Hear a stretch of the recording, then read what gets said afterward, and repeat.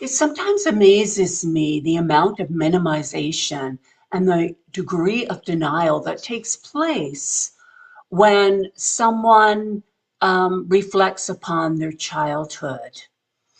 I often see clients in therapy, and during the intake, they will say, my growing up years were normal. We had our ups and downs.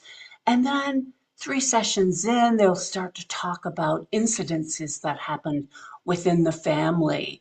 For example, maybe the dog got loose and one person got blamed for letting the dog loose. And so they were screamed at and yelled at for letting the dog loose, whether they did it or not. And then they were ignored for the next day or so. These are just minimal things that are coming to mind for me as I'm making this video.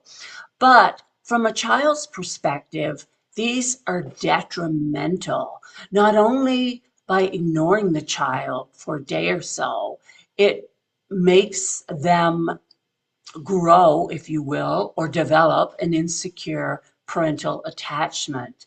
Also, if they were blamed for something that they didn't do, then they develop the worldview of the world is not kind to me. I get blamed for things that I don't do.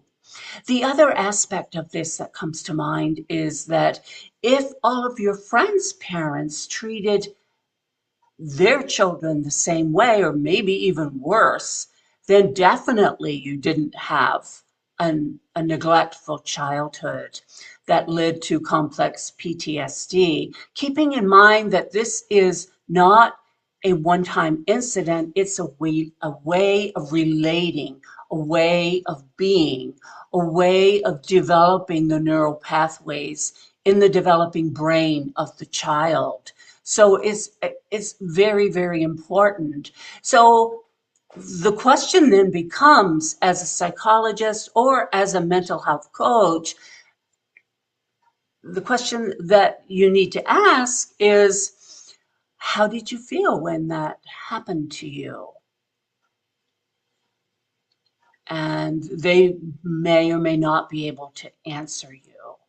And then as time goes on, they will realize that they have actually abandoned their self, their identity, their authentic identity of self, because they had to detach from the feelings in order to survive, which was very good, a very good strategy. Keeping in mind also that parents most of the time do the best that they know how.